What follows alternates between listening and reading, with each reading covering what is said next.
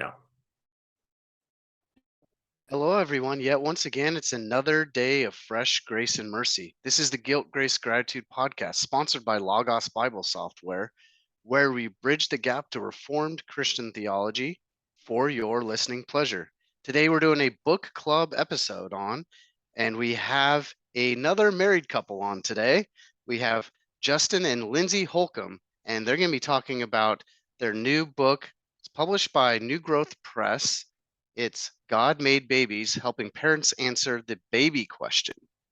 So we're going to be talking about that book and potentially the two previous books in that series here in a moment with both Justin and Lindsey. And as a reminder on some show note reminders and housekeeping stuff, there's a link to New Growth Press. Click that link. You can take you to this book so you can purchase it for yourself. And then also a link to find the closest Reformed denominations and confessional churches near your area. So you click that link, type in your zip code, and it'll come up with the closest churches near you. We want to make sure you guys are part of a local church and worshiping our holy God in person as we're prescribed to. And then there's also just some information and resources of how to connect and communicate with Peter and myself. And one's on Twitter and Instagram. Both the handles are the same, at Guilt Grace Pod. Our email is guiltgracepod@gmail.com. And then these conversations are automatically recorded on video, so you can go on YouTube and type in our podcast name, Guilt, Grace, Gratitude Podcast, hit subscribe, keep up to date. All our episodes are categorized pretty well and organized. So this is a book club episode, so you can hit the playlist link and see all our book clubs. You can hit the playlist link and see the other series that we've done. We've had Dr. Holcomb on once before during our last season in the Reformed Church on counseling, so you can check him out on that one as well. So you've heard me mention Logos Bible Software. So they are our main sponsor. We want to thank them very much. There's also some words from some of our other sponsors halfway through this episode. We call our sponsors bridge builders, a little fun play on words for our show. But also, as an individual person, you could be a bridge builder as well. So just hit that Patreon link, and there's just different levels of giving. If you're able and willing to just give us a little bit of money to help our resources and growth of our show, we'd greatly appreciate. If not, that's okay. The show is meant to be free for everyone around the world. So without further ado, I'll let Peter further introduce both Justin and Lindsey Holcomb today. Yeah, we have Justin Holcomb, or Dr. Justin Holcomb. He's a minister and seminary professor, authored, co-authored, or edited more than 20 books on numerous topics, including abuse, biblical studies, and theology.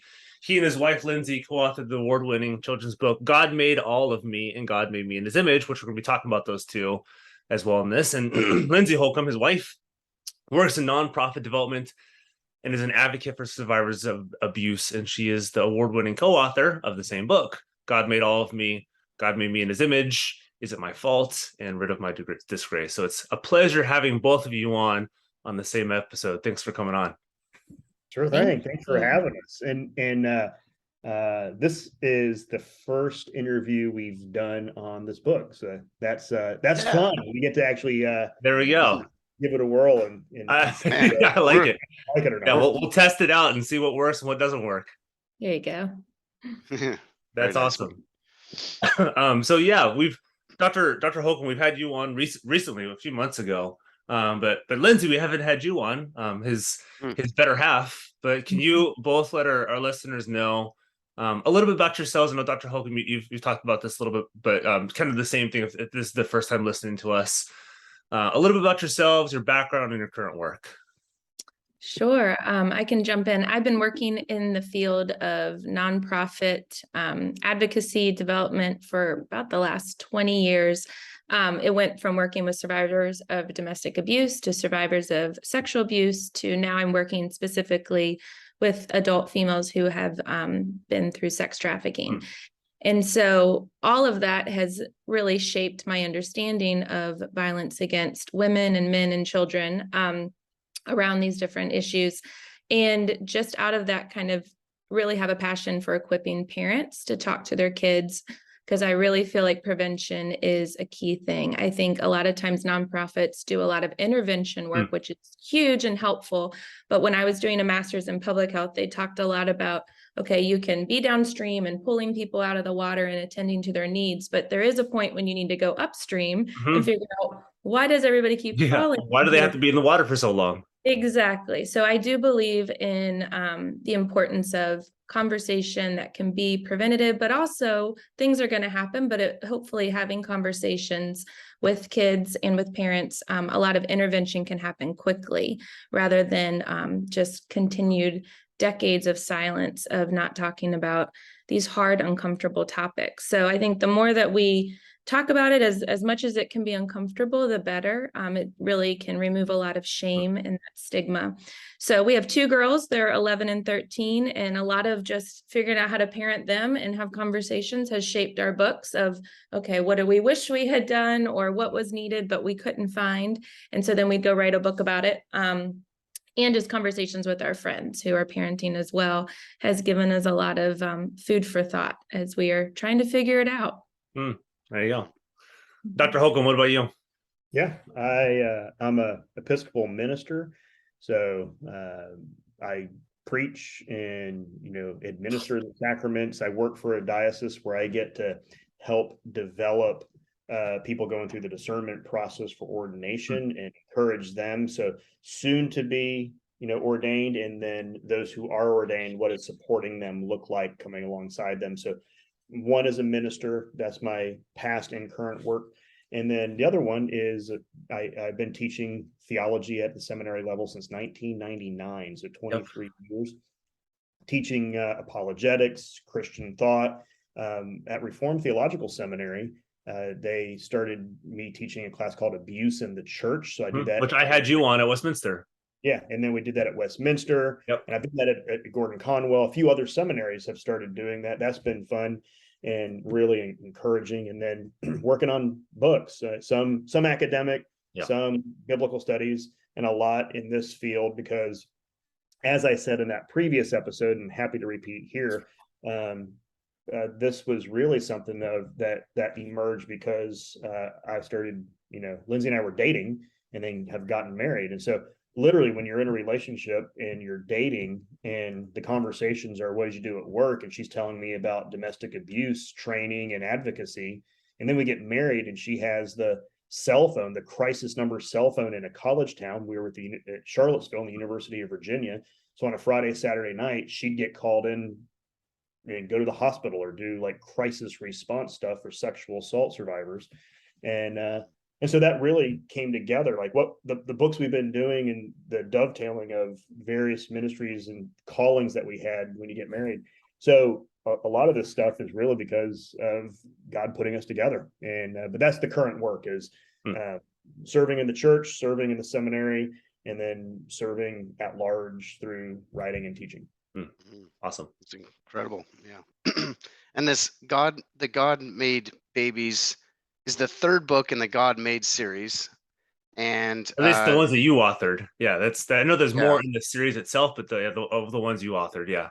That's correct. And then, but they're written for parents to use with their children. And the first of the series is God Made All of Me, to help children protect their bodies. And then next was God Made Me in His Image, to help children appreciate their bodies. What does God Made Babies help children with, if that's not obvious enough? Yeah. The goal of this book is to help parents answer the baby question. Baby question is, where do they come from?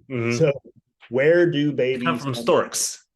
Well, there's a bunch of different answers. But and all parents know, and parents and caregivers know, they're going to eventually have to answer that question and be asked. And we're trying to frame both the question and say it's actually a good, natural, helpful question. And then how do you actually practically answer that? And we go through some of those things about steps of answering that question as you're having multiple conversations about this. But then what is distinctive is that we're actually framing it through the Christian understanding of what does it mean? How is God involved in this, and framing it with the Christian faith? And that's what really is exciting about it. And we'll get into that. But it's, to answer your question, we're helping parents answer the where in the world the baby's coming from, mom or dad or grandma or grandpa or caregiver. So that's the goal. And they all three do have a theological kind of background too. Yeah, there's like some undergirding to it. It's both. It's the kind of Christian faith, but we'll talk about more like the doctrine of creation and how all that stuff kind of plays into this as well. Oh yeah. Well, I'll nerd out later. We don't. If you guys want to see Dr. Holcomb riff, just wait for a little bit. So I'll take the first of these two related questions, and Nick will take the other one. So having both been kind of in the room with people and having some experience with some of this stuff, talking about abuse, talking about kids and their bodies and a bunch of different things for many years. What are some of the common issues kids come in with and that may have been shaped by their early childhood? So either you see them after their early childhood, or you meet with parents to talk about their kids. And how do these issues that kind of develop in the early childhood, how do they and what are they, and then how do they stay with them throughout adulthood? A good question. I would say, Jess and I are not counselors, but when we talk to parents on the phone after, if they're kind of in the midst of the crisis and trying to figure out where do I go, and so we help them figure out who would be a really knowledgeable, safe, theologically robust counselor in their community. We've got a lot of great connections, but one of the big things that kids need, or an adult needs, particularly around the issue of sexual abuse, but even domestic violence, as we will work with adult females, is just the issue. They need to feel believed. Like, I believe you. I'm so glad that you told me this. Just that initial sense of safety. And the work that I've done when I work with adults later in their 30s, 40s, 50s, who had been sexually abused as children, a huge issue that many of them are dealing with now is nobody ever believed me, or it wasn't ever dealt with. It was just swept under the rug. I think a lot of things are changing in the climate of today with conversations and just how this Me Too movement has gone international. I think there are a lot more conversations, but the real goal of our books, these three, is to get parents talking with their kids from a preventative side, so that their kids know, hey, if something happens, if I see something, if someone shows me something, if something happens to me, if I'm uncomfortable with my body, if I have a question about babies, I know that my parents have started this conversation with me, so it's going to be a safe place, rather than if you don't talk to your kids at all. If something happens on a variety of these topics, they're going to think, well, mom and dad don't talk about this. They must not know. It's going to freak them out. I can't go to them. And so really, it's so important for parents to have that open dialogue so that your kids can come to you with their questions, so they can come to you if something happens, so you can shut it down, so you can advocate for them or answer their questions. And we always tell parents, we say, it's going to be awkward at first if you haven't been having these conversations. I get it. However, if you don't talk to them, somebody else is going to fill their heads with knowledge, and it's not going to be stuff you want them hearing. It's either going to be wrong, inappropriate, damaging. So, but I do think, going back to your original thing about kind of what stays with them through adulthood, it's the power of somebody saying, I believe you. I'm so glad you told me. Let's think through the options. I'm going to, whether it's, I'm going to help you, I'm going to step in and stop this, but I believe you. Justin, would you add to that or agree? I completely or agree. Disagree? You better agree. Yeah, don't disagree. Don't do it. Yeah. Test them. I think to add to that, I think another dimension is shame. I think one of the dominant, so shame is a dominant issue with regard to body confusion, what's been done to me, how do I think about it, I have questions. So just shame in general is probably one of the top issues that we deal with children and what they've experienced, either just from ungracious parents and non-gracious religion and what their culture tells them. I mean, there's so many inputs into what's going into the voices in children's head, then it gets solidified. No one undoes it. The parents kind of add to it by either ignoring or dismissing their questions. And so a lot of people growing up with shame. And the reason that's important to bring up is because too often the way that Christians, and frequently, and you all will know this, Reformed Christians, is we celebrate the broad work of Christ. So Calvin said, in the incarnation, God's redemptive work began. But people, because we're so focused in an appropriate way on the doctrines of justification, and that our sins are forgiven and we are declared righteous, somehow it gets truncated down to only his work of atonement on the cross. Yep. That is important. That's very important. But we have, in addition to the fact that Jesus died for our sins, so we would be forgiven and declared, he was holy, so we'd be declared righteous. We sometimes only give people one response, which is, he died so you'd be forgiven. Well, he did other things also. He conquered the enemy in his resurrection. He experienced in his crucifixion everything that shame brings to us, because shame, biblical images for shame are that you are naked, defiled, and outcast. Naked, defiled, outcast. He was naked on the cross. He was dirty, filthy on the cross and made sin, and he was outcast, and he was crucified out in the garbage heap. And so we would be robed in the righteousness of Christ. So we'd be cleaned by his word and the blood of the Lamb, and we would be adopted in. And so our response is, we're not removing that Christ died on the cross for our sins. We're just saying he also conquered Satan, sin, hell, death, in the grave. He robed us in righteousness. He cleans us and he adopts us, which is an answer to shame. And he also understands. He's seated at the right hand of the Father, where he's interceding, mediating, and advocating. So I think when children come in with shame, we have a great answer for guilt, but Christians need to be aware that we need to address the shame issue also. That's one thing.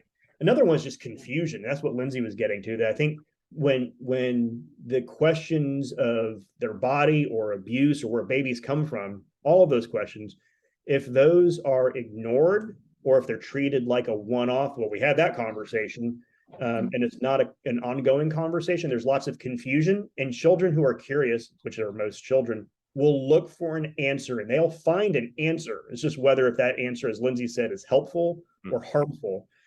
So those are the ones. And then the other one, shame, confusion, and I think identity.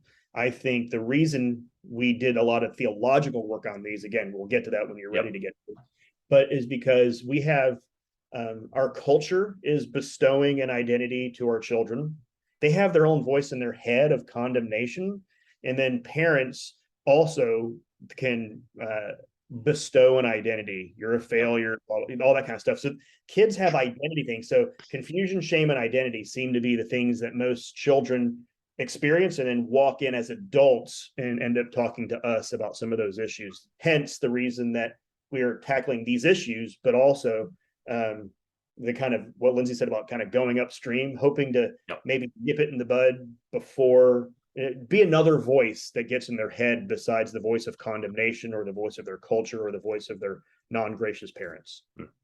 Yeah, that's good. And I think what I'm hearing too, it really helps is when guilt and shame creeps in, it's really important to remember that we get his purity, his perfect record, and his perfect identity.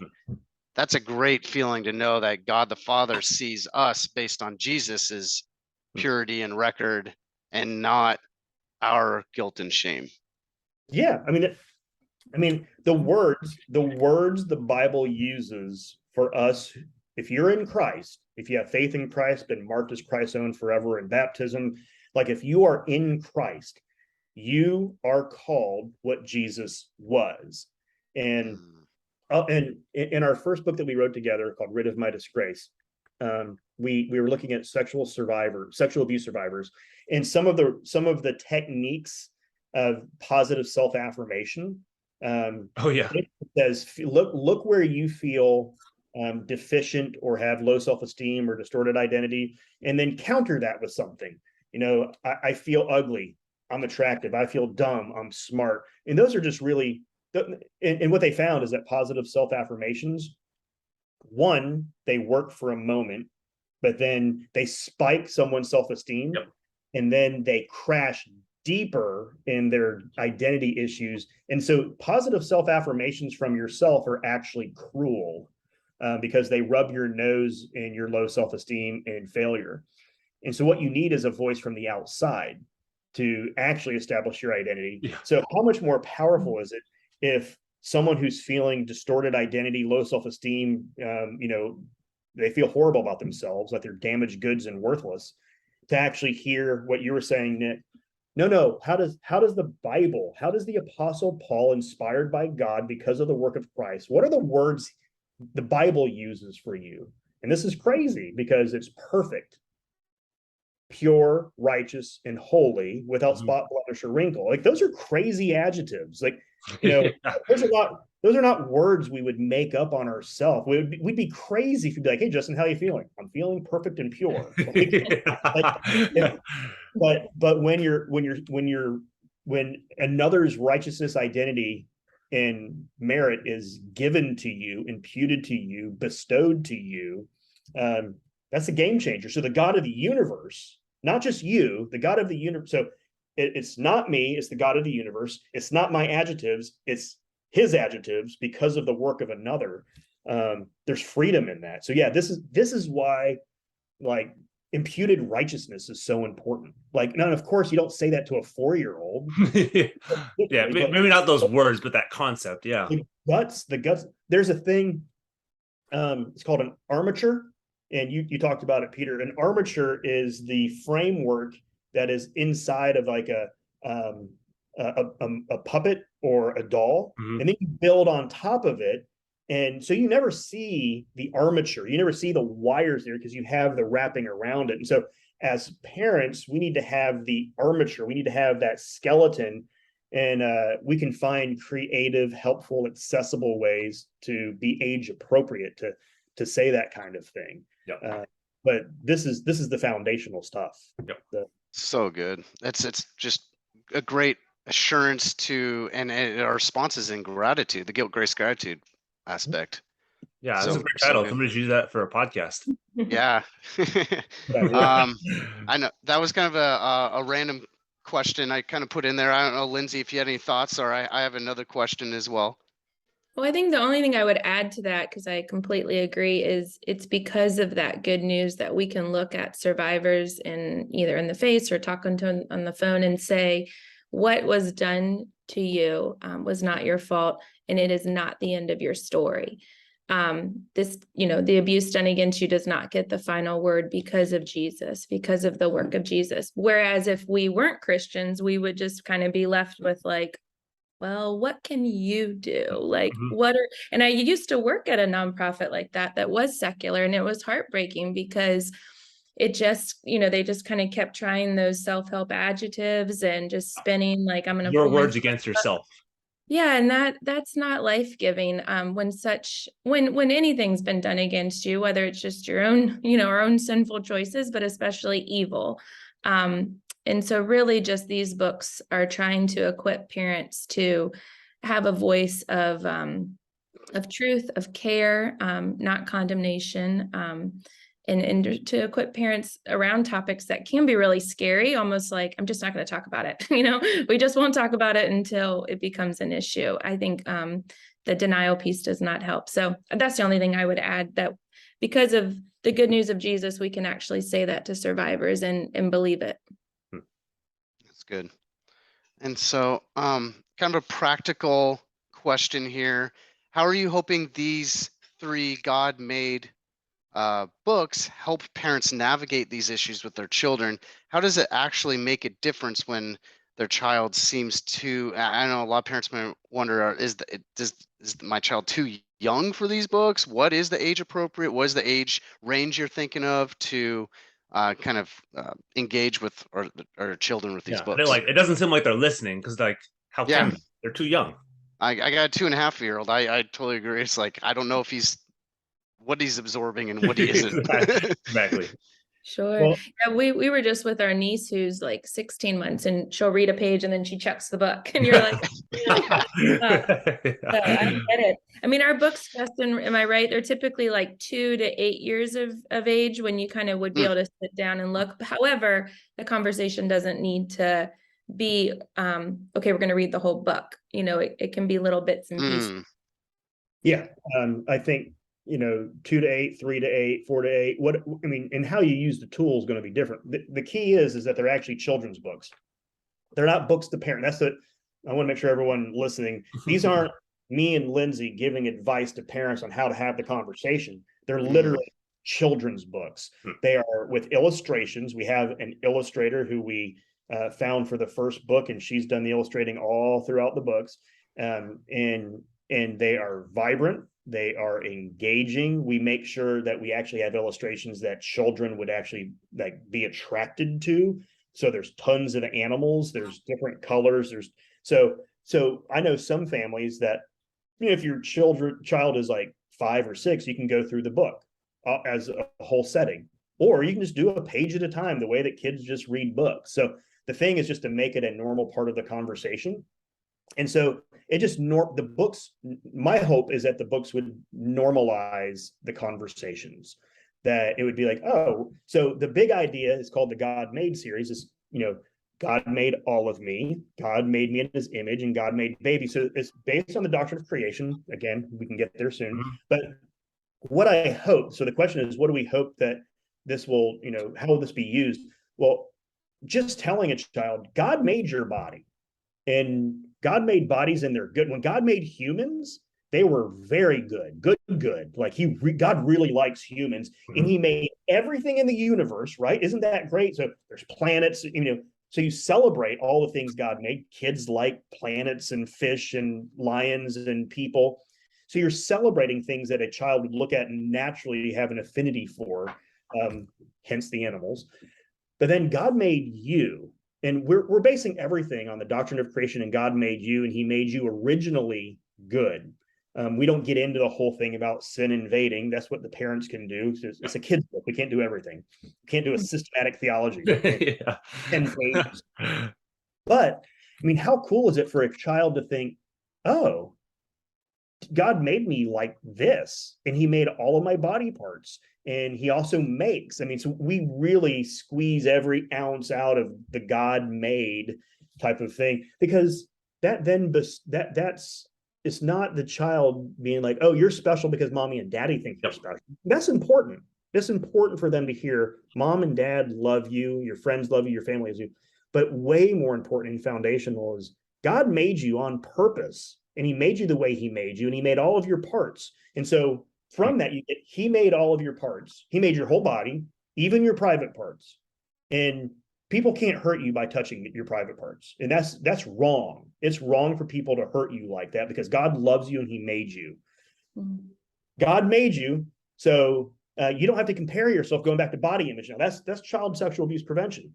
Body image. God made you, and he makes a lot of different things that are really different and creative and beautiful, and he likes them. So he made you with the hair color and the freckles and the height and the size. He made you because he thinks that it's beautiful, and you don't have to compare yourself to other people. And then we do that with some animal stuff about what's distinctive about differences that animals have and how cool it is.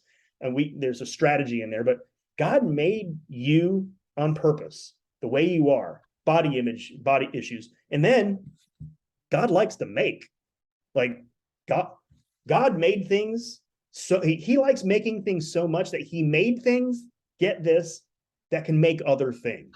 Yeah.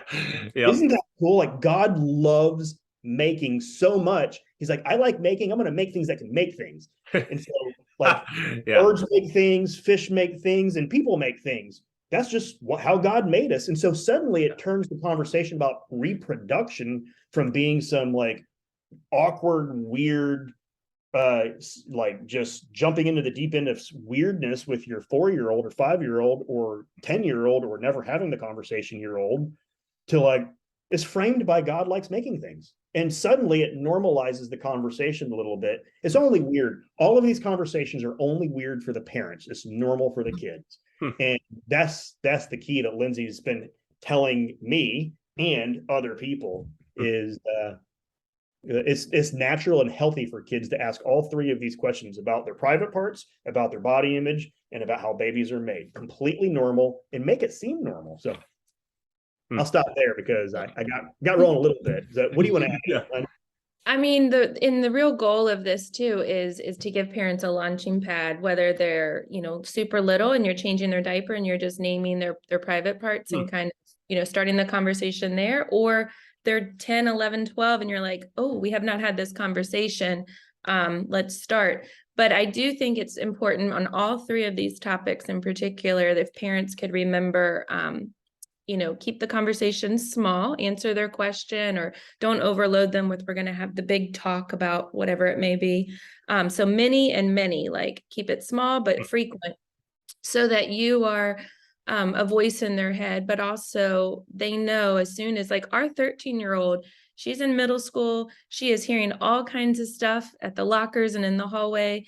And she goes to a really sweet school, but she's hearing a lot of stuff from her classmates. And Justin and I told her about a year ago, and we've told our 11-year-old too, but we said, hey, if you ever, and we talked to them about where babies come from when they were probably like 5 or 6, but we said, if you have any questions about anything you hear related to sex or bodies or language or whatever it may be, ask us.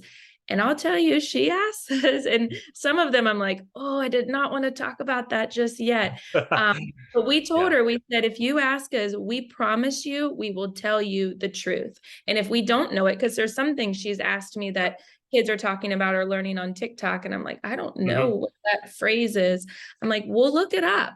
And she really likes to ask Justin a lot of the questions. I think she likes to watch him squirm, but I have a list. I'm not going to show the list to honor. I have a list of 15 terms that I keep a running list. She asked me, and some of these are shocking.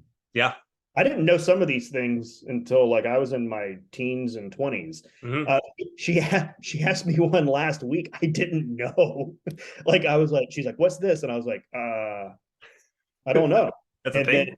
And then I looked it up, and no, she said, hey Dad, someone said this and I didn't think it was inappropriate, so I looked it up, and I just want you to know, I now know what this word is. And I was like, what's the word? She goes, I don't want to say it to you. I was like, okay. And I looked it up and I thought, wow, I am so glad that we have a foundation that she is getting her information mostly from Lindsey and myself. So that's the point. Going back to the question, and jump back in, hon. I don't want to cut you off, but Nick, you said, hey, what if they're too young? A lot of what the book is doing is it's not so much the content. The content is spectacular. The imaging is spectacular, but it's establishing the conversation. It's establishing a pathway on body image, private, just starting from. That way they know, like Lindsey said, like, so when there is a question, they go, oh yeah, we've had really easy, low level conversations about this. And I think maybe it's time to escalate the content of this conversation. And either you'll know that or they'll know that. And that's more of a feel thing. And that's it's not just the content. So I get that one, Nick, because hey, they're 3. Is this weird to talk about this?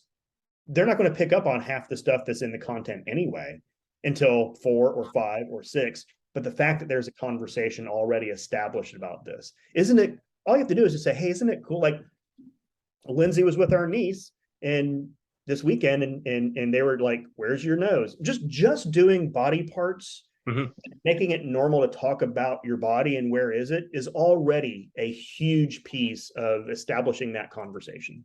Yeah. And just to add one more thing for your parents who maybe are listening and they're like, oh, we haven't had the conversation. Like, I mean, parents for the most part are good parents. Like, I mean, of course we hear stories of some in the news and you're like, oh my goodness, that one really missed the mark. But I think parents have such a desire to be intentional with their kids, and they're getting the best car seats. They're putting them in swim safety classes. They're talking about crossing the road safely. Add this just to the list of talking about sexual abuse prevention and talking about body image and talking about where do babies come from. Be intentional about those things because they do matter, and it builds such a foundation so that later on you can talk to them about consent. You can talk to them about, hey, let's eat healthy foods that are going to be, making us strong and able to have speed and quickness on the court. And we want to fill our bodies with those type of anytime foods. If you start to notice maybe they're dieting or grabbing things that aren't healthy, or giving their bodies substances. So you'll have that foundation that you can launch from, rather than, I don't know y'all's story, but my parents sat me down when I was 13. I watched a video about sex and that was it. There was no conversation. So imagine, just I didn't have a conversation with my parents. Yeah, it was in elementary school that I got mine. Yeah, or some kids are getting it at school, and then that you have a lot that you have to undo later on, or you have a lot of questions later on. So just for parents to be that voice in their head with that intentionality, I would encourage parents, as awkward or uncomfortable, or even as late as they are, just add it to the list of all the other great things you're doing with getting them their vaccines and all that. No, I appreciate those. Imagine this. So if your parents do tell you late, if your parents tell you, that's great. If they do it healthy, if they do it late, that's fine. If you learn it from elementary school, like Peter did, that's not optimum. But where a lot of people, the average age of porn exposure is 10.1 years of age. So if you have a kid who's 10, good chance is he or she has already seen how babies are made in a horrific manner, or they've been told by a classmate who has seen 10.1. And so you can either, out of your own awkwardness and your own issues, sacrifice your child's innocence and framing of their body and sexuality to pornography in a pornified culture, or you can jump on that sword of awkwardness because you love your kid. And so that's what we're encouraging parents to do, is don't let porn answer that question for them. Yeah. It's a little way of framing it, but I mean, I'm not trying to do the alarmist clickbait thing, but if the average age of porn exposure is 10, we need earlier conversations. Yeah. So how appropriate. I have my 2.5-year-old in the background. Right? Sorry. Bring her in. There. No, I mean, I appreciate those answers, because a foundation of trust is what you guys have created with your kids. That's huge. That way, when they hear this stuff at a later age, they know who to go to. They know they trust you. You guys are fantastic parents. I mean, it's just like these conversations at a young age are more important than ever, because at a younger and younger age, they're getting exposed to this stuff through the internet, like you said, with porn by even 10. You can't be over their shoulder 24/7. They're at school hearing this stuff. Some schools have this stuff that they're teaching kids that's wrong and everything like that. So yeah, I just kind of want to mention that. Yeah. So and I think some people, and we've already kind of previewed this, but some are wondering, great doctrine of creation and great image of God, but like, what actual difference does that make? It's like, how do we actually use this? And kind of building on our last conversation with Dr. Holcomb on counseling in the church, we kind of previewed this a little bit, how crucial the Reformed doctrine of creation is for some of this stuff. Like, it actually builds a foundation to talk to our kids. So how does this actually lead? So I'm guessing people are like, how on earth does this actually lead? Like, how does the Reformed doctrine of creation, image bearing, how does it actually help us understand how God made us? All right. Can I nerd out, hun? This is that misplaced curveball that just hung, and you're like, I'm about ready to smash this thing. Yeah. Have fun. There's so much in the doctrine of creation. And so I'm going to pull out a few different things. Yep. So one big idea is there's the creator creation distinction is huge, that there's creation ex nihilo, that God created out of nothing, and that everything else is contingent. Everything else does not need to exist, but does because God made it and sustains it. Well, just that in itself is already talking about the integrity of what God has created, and God intentionally wanted to create. What's really cool about the doctrine of creation too, which we don't talk about in the books, is that before anything else was, only there was God, but God is triune. And so there is relationship in the Trinity. There's love in the Trinity. What's prior before God exerts power to create is love between the members of the Trinity, mutual love of the Trinity. So before anything else is, there is love, because you need other to have love for another. And so you have unity and love in the Trinity. And then out of that, there's a plan of we're going to create, we're going to redeem. All of that comes after love. Power is after love, as opposed to other doctrines of God where God's all by God's self. And well, I'm going to exert power to create some other thing that I can then love. And so that's more abstract philosophical. Let's get to creation. On body image, we already hit on it. God made day 1, day 2, day 3, day 4, day 5. It was good.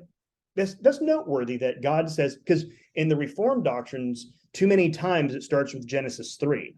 And that's why total depravity gets turned into utter depravity. And all the things are only ever bad, not that was good at first. And so total depravity just says every dimension of sin every dimension of creation has been tainted by sin. Not it's as bad as it could be. But when you start with Genesis 3, it sounds like utter depravity. Complete utter, you're as bad as you could be. No, it's a distortion of an original good. God made day 1 good, day 2 good, day 3 good. Humans are good. There's something about being made in the image of God that humans better reflect than anything else in all of creation, the character and nature of God.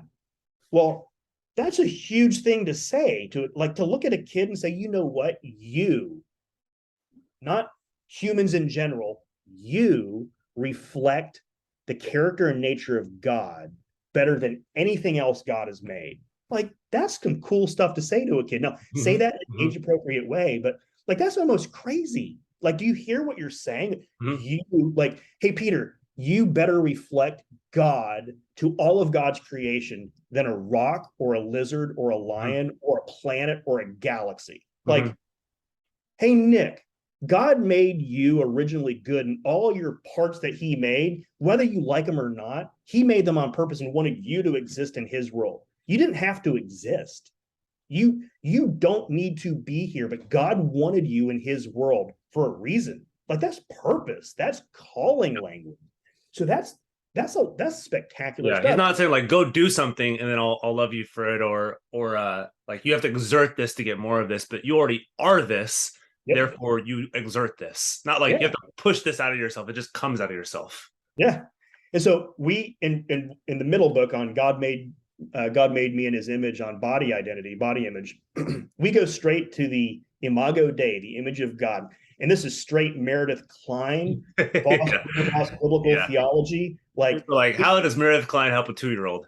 There's a spread. There's 2 pages, and it literally has images of statues, because image of God in the ancient Near East, kings would make images of themselves and plot these images all throughout their kingdom to show I'm in charge. I mean, everything we would say in a systematic theology class on Imago Dei in the ancient Near East, a la Meredith Kline and others, that's when Moses is writing Genesis and saying to a bunch of people who were slaves in Egypt, you are the image of God. They had a context of going, kings, pharaohs set up images. And if you dishonor the image, you're dishonoring the king.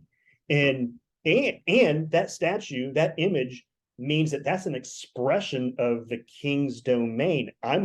So we have language, vice regents. I mean, we have the theological precise language. So we actually explained without all of the, abstract, and we just explained, hey, back in the day, back when this was written, kings made images. And isn't that amazing that God would call you an image of God? So we ride that Imago Dei, ancient Near Eastern thing without all of the difficulty.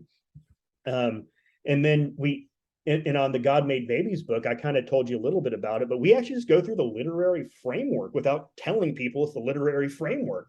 We say, hey, in day one, God made this domain and he filled it. This is the multiply and have dominion.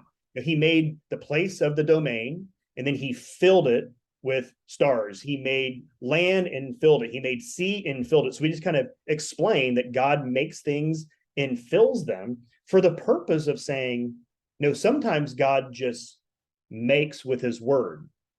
Let there be, and there was. The divine fiat. And then sometimes he says, let the earth bring forth fruit.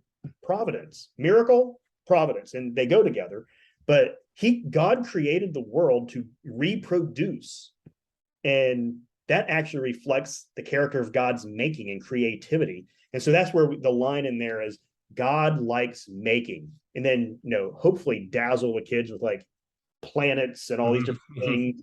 And then he likes making so much, he made things that can make other things. So make them like just kind of blow their mind of like, oh, that's cool. And then they've seen babies, they've seen kittens, they've seen calves, they've seen baby fish, they've seen eggs. So really just explaining what they've already seen. And then at that point, you just drop in, oh, by the way, humans make other humans too. In that you've seen pregnant, and God made humans like that. And so the doctrine of creation has, and the funny thing is, the first book, God Made All of Me, we wanted to do that to explain the importance of body parts. Yep. Every body part, so comprehensive. And then we went back to body. We actually picked issues. We picked sexual abuse prevention, body image, and where do babies come from. We didn't pick a doctrine and go, well, what comes out of this doctrine? The doctrine of creation became the best way to frame the conversation. It was only after the second book we were like, oh, this is doctrine of creation all over again. And then the third book, we're like, well, let's just go right back to it. And that's just helpful because it embeds the conversation, a difficult conversation, into a foundational biblical teaching about God's creation, which is familiar to parents, to Christian parents, religious parents, whether they're Christians or not. I mean, doctrine of creation is kind of a go-to. And so it frames it with God. God's already in the conversation, and what God has done to interact with his world is already in the conversation. And so we're actually placing child sexual abuse prevention in the context of God and how he relates to creation, body image and how God relates to his creation, how babies are made and how God relates to his creation. That's so I'll stop there because there's more to be said, but I think that answers it most broadly. Yeah, that's good. Oh, that's good. That's good. Lindsey, do you have anything before I add something? Oh, I don't want to add to that because he nailed it. It's been fun working on these books together to kind of just remind each other of that truth. That's so good. I mean, this there's a reason that we've asked theologians and experts on this. So we have, every time we have an expert on body image or sexual abuse prevention, Dr. John Sherbain, he's a medical doctor, teaches at Harvard and some other places. He's Orthodox in the sense of like Orthodox, not small o, big O Orthodox. And he's a specialist on child sexual development issues. And we gave it to him and said, hey, you're a Christian and a specialist. Like, what do you think? We give, all three books have been endorsed by one of our friends, Dr. Mike Horton. And I want people to go, hey, if you like theology and you care about theology, and this person cares about theology, that person's endorsement matters. And because, and also I'm a theologian and I can't help it. And so that's what important for your listeners to hear is that these have been vetted by theologians who share similar commitments. Before and just maybe a quick little comment too. They're going to hear this stuff, like you said, they're going to hear this stuff from culture, from their friends, from TikTok. Like, I mean, my wife's friends, that's all they hear it from is from TikTok or Instagram or teachers or whatever it may be. And it's not just like, hey, you have a body part, this is what it's used for. But there's you wouldn't call it theological, but they have a quote unquote a theological reason behind what they would say. There's some cultural context, like, hey, this is why you're made the way that you're made, or this is why you evolved the way that, whatever they would say. So they're going to have a reason behind some of this stuff. They're not just going to say like, oh, you're formed or whatever it is. They're going to say, oh, it's because you can create yourself into some image, and you can form yourself in the way that you want to be formed. and then that kind of seeps into the head. And so it's not just like you say God made you. It's like this is the theological context behind it. I mean, they, like you said, they may not get everything, but they will get a reason from culture. They're not just gonna say, "Oh, you're like this because of this." They're gonna say, "This is the reason behind why you evolved," or if they would say made, whatever they would say. But I think it's important. It's why we catechize. It's why we teach.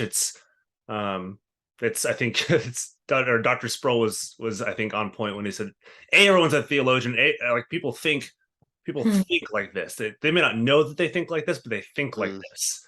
And they have commitments that inform. They have commitments that inform everything that they think about themselves, God, and the world around them. They're not contextless. Everything comes within this context. We're helping kids, like you said, you're helping kids, and hopefully parents are helping kids think contextually about who they are, where they come from, what they exist for. Think about, I don't know where these exist. I've seen them. I see it on Instagram. I don't know TikTok because I'm a Luddite at this point. I'm not on I hear all this, secondhand. But there was a whole thing going around about filters and showing filters.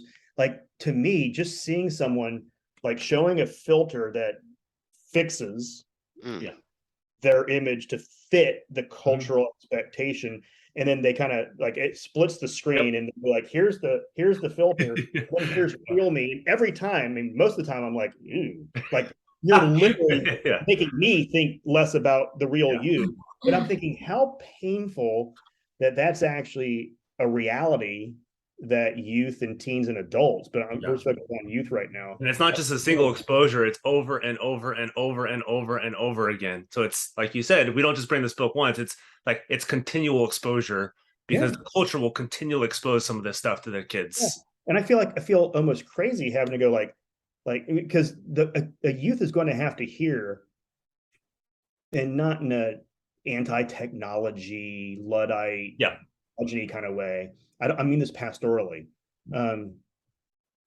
That's a horrible filter. That's a horrible thing to do to yourself, because God made you the way he made you on purpose. Good. You don't need to distort yourself in a fake reality so people should give you are worthy of attention because you're a creature of God. And if you're in Christ, you're an adopted child of God, even better identity. But just being an image of God in itself is enough reason to say, no, there's inherent dignity and worth that's been distorted, but don't participate in the distortion further by playing this fake game that harms you and how you think about yourself and end up being cruel to yourself. That the most prophetic thing we can say right now in that domain is God made you originally good and with integrity and dignity, and it's been distorted by sin. But that's the distortion over there too. And to add a story to that, because sometimes I know listeners like a practical story. One of our daughters, in order for them to download apps, it has to go through us and we have to approve it. And we noticed that one of the apps was like a camera filter type of thing. And so because we had those conversations with them about God made you on purpose because he wanted you in his world, really emphasizing God's love and care. When we saw that app was being requested, we sat down with her and, tell us why you want this app. And she's like, well, my friends have it. There really wasn't much thought into, she just wanted to like doctor up some photos, and my friends have it. And this is how they're kind of tweaking their photos. But by having a conversation with her about how this could seem like a really fun little thing that all your friends are doing, how it actually could be really harmful. And it's not, what we want you to be participating in, was a short little conversation. She understood it and went on her way. But I think it's one of those things for parents to know, like, you're going to have all these big talks, but little things are going to come up. But if you've been building the foundation of God's love and care, and you are here on purpose, and you are bought at a price, and you've laid this foundation of trust and theology, that then when little things like that crop up, you can enter in, have a conversation, talk about it. And Justin and I, we miss things. We are not, I mean, this morning we were all a hot mess. Like we are not, we don't have this figured out. I don't want everyone to be like, oh, the Holcombs know what they're doing in the parenting department. That's why we write these books, because we're trying to figure it out. But But I think practically in that sense, that's an example of a lot of times the kids, our daughters 11 and 13, it's just what everybody else is doing. So this is, and they'll just follow, as opposed to let's start a new narrative. Let's go a different path, which can be tricky. Because I think oftentimes the world will just get you caught up in the mix of this is what we're doing without a lot of thought behind it. Yep. That was a moment where I'm riding Lindsey's coattails because she used we, but I don't even remember that story because I was probably in the house when it happened. I think I told you, I was like, don't approve that app. Yeah. There you go. That's good. Yep. Yeah. And obviously in the culture, there's so much mischaracterization and misidentity of who we truly are, made in God's image. And I think the overall theme that I'm hearing is God does not make mistakes, and God does not make mistakes based on each and every one of us, whether you're a boy or a girl. He knew he wanted you as either a boy or a girl, and he doesn't make mistakes, and he preordained, and he knew eternity past he was going to create you at a certain year in the future. He knew that was going to happen. If you're in Christ, Jesus knew your name on the cross. And so those are like good comfort kind of things that I was kind of just absorbing when you guys were talking. I don't know if you have any feedback. Yeah, the thing I love saying to adults, to my daughters, to people, is exactly what you said. God made you on purpose. Like you're not a cosmic accident. It's not just because one sperm accidentally beat out another one. Yeah. I mean, this is where providence really matters. Because, and my daughters have, I mean, it's awesome. Because we'll talk about it and they know how things work out. They're like, I'm like, you could have been one of a million other people just based on how biology works. I mean, sperm and egg. And I was like, but God cared so much that he wanted you to exist, and he doesn't make mistakes, and it's on purpose because for some reason, God wanted you in his world, and he created you so he could love you, and then he could empower you to be a recipient of his mercy and grace. So you can also be a voice and agent to other people in his world about that mercy and grace. It goes right back to the Imago Dei, that we reflect his glory throughout all the world as redeemed images. We also reflect his glory, and we're a reflection of his grace and mercy. And so, but to be able to tell people, God made you on purpose, and God wanted you in his world where he placed you is, I mean, that sounds almost so, I mean that in a very simple, but not simplistic way. Yeah.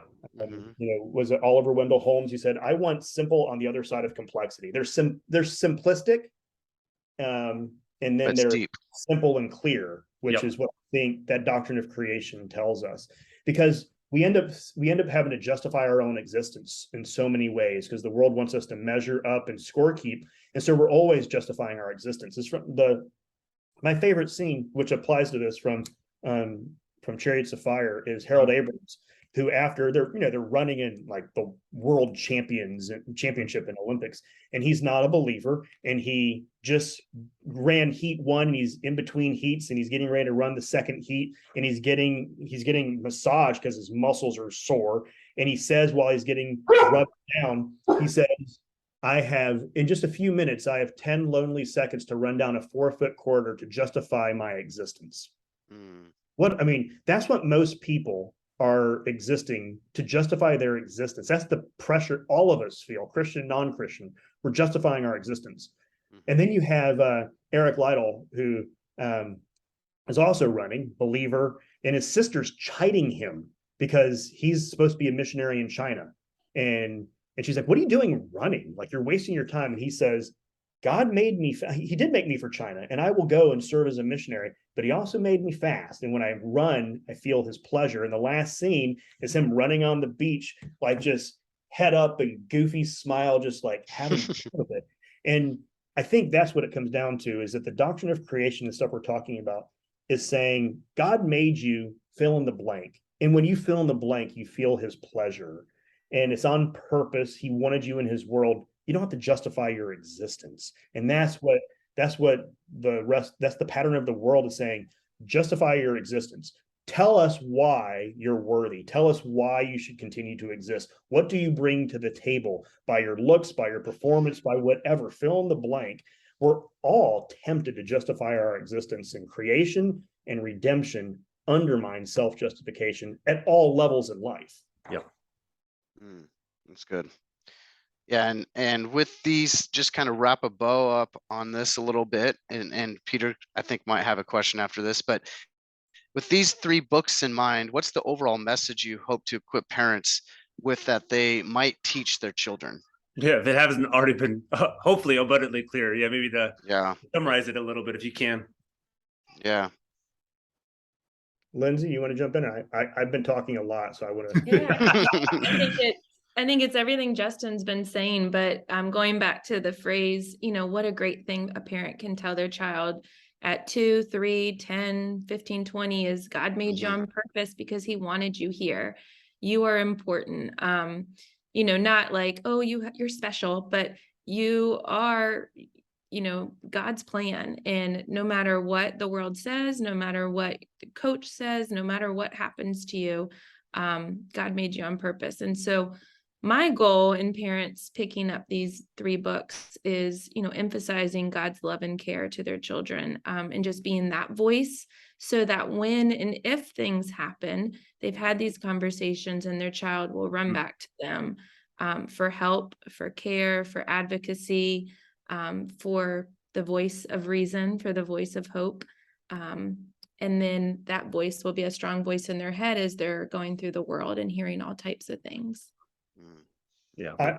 What I hope for is exactly what she said, that I hope that God being in the conversation helps frame and solidify the good things parents can say with regard to body protection, body image, and God's providential creating through reproduction.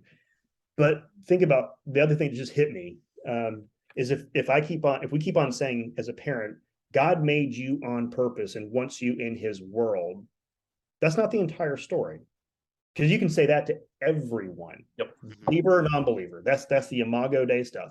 And so we should be saying that too. It almost sounds like we're like, I don't know, can we say like, yes, you can absolutely say that to absolutely everyone in the world, that God wanted you in his world and on purpose. And you, believer or non-believer, you reflect God better than anything else in all creation. But you get to say something else as a parent. That lays a foundation for, hey, Susan, he wanted you in his world, but he also wants you forever. And that's why he sent Jesus. It sets up the presentation of the gospel, or the explanation of the gospel of what Christ has done. Because you're like, he wants you in his world, but he also wants you in his new heavens and new earth forever. And let's talk about that too. So I think these conversations, while they're very practically important to us, I think at a really deeper level is it sets up the work of Christ beautifully. They're going to notice too, like what you're saying. They're made good, made in God's image, for a purpose, and they're just going to notice, like, well, things just aren't right. Like, things around me aren't right, things within me aren't right. I love the fact that God may be in his image, but like, is this it? Because this still kind of stinks. Like, I don't want to have these feelings. I don't want to have all this, like you said, guilt, this shame. So when you set up like the goodness of creation, they have that to contrast with, like, oh, things are also really, really bad.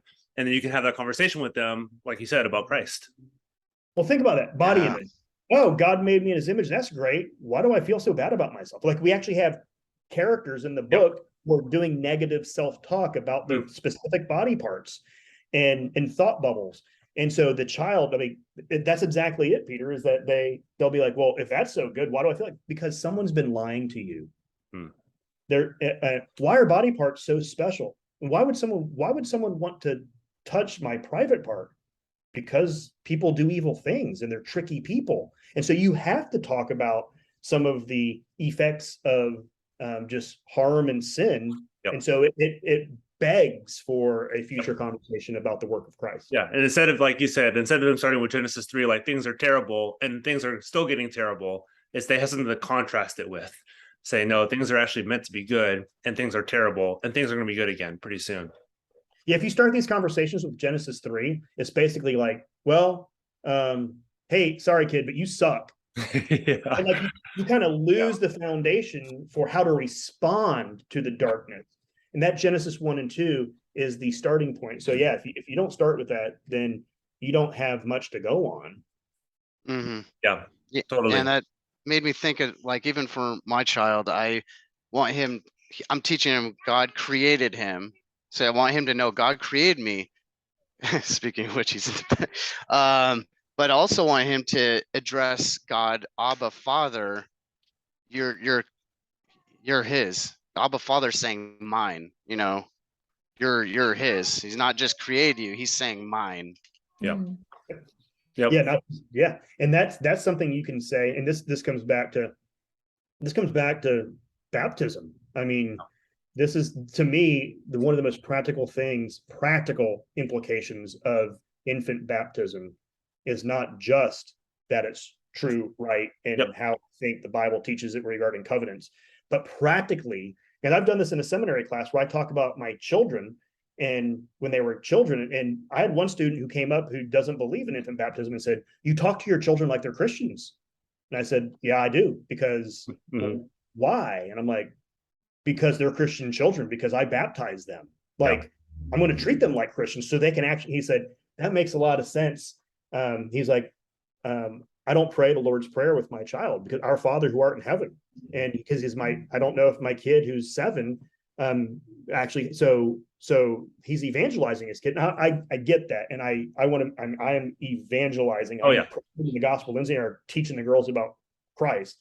But that point right there, Nick, is our doctrine of baptism opens up a whole bunch of amazing, like my daughters asked me one time, like, "Well, how do I know I'm going to go to heaven?" I'm like, "Well, 2 reasons.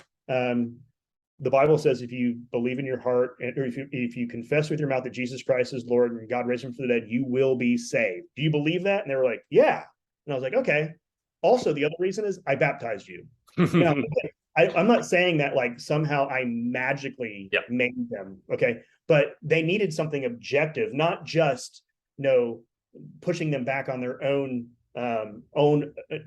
determination to believe that, because sometimes people waver, to have something objective. And I was like, "You are marked as Christ's own forever, because God put you in our family for a reason. And this is how God works with Christian families, is you have a promise and you should take them up on that promise." And so there's a lot of beautiful things that your audience can say based on our theology of this stuff. Yeah. Well, that's awesome. This has been a long-ranging conversation. I really encourage people to pick up these books.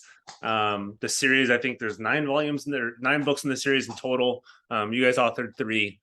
But I mean, thank you so much for writing these, for thinking through these, for not just confusing, but seeing the foundation of the Reformed doctrine of creation and Imago Dei, the image of God. All of this that we think they're great theological topics, but that, like, how does it actually make a difference in my life for my kids? And I think hopefully we showed that forth. You guys have showed that forth really well. But thank you so much for coming on, for talking about your books. It's been a pleasure talking to Dr. Holcomb, you again, and then Lindsey, to talking to you for the first time. It's been a pleasure. Thanks for having us on, Nick and Peter. This has been fun. Yeah. Well, it's good to be back and talk about this stuff in this context. Lindsey, thanks for joining, hon. Yeah, thank you guys so much. Yep.